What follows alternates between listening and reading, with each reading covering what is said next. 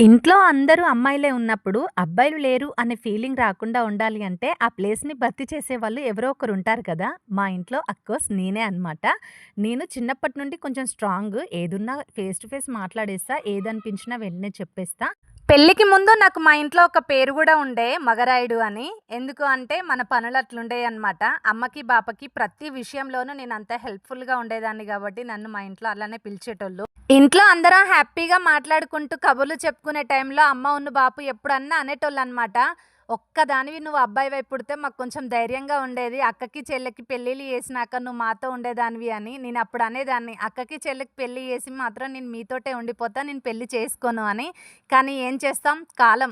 అమ్మాయై పుట్టాక తప్పదు కదా! మా అమ్మ అప్పుడప్పుడు ఒక మాట చెప్పేది, "మన కోసం కాకపోయినా లోకం కోసం బతకాలి" అని. అందుకే ఇంకా పెళ్లి చేసుకొనైతే అత్తారింటికెళ్ళిపోయాను. కానీ అప్పుడప్పుడు ఒకే ఫీలింగ్ ఉంటది నాకు. అబ్బాయి అయి పుడితే అమ్మ బాబుతో ఉండేదాన్ని కదా అని. వీడియో నచ్చితే లైక్ చేయండి.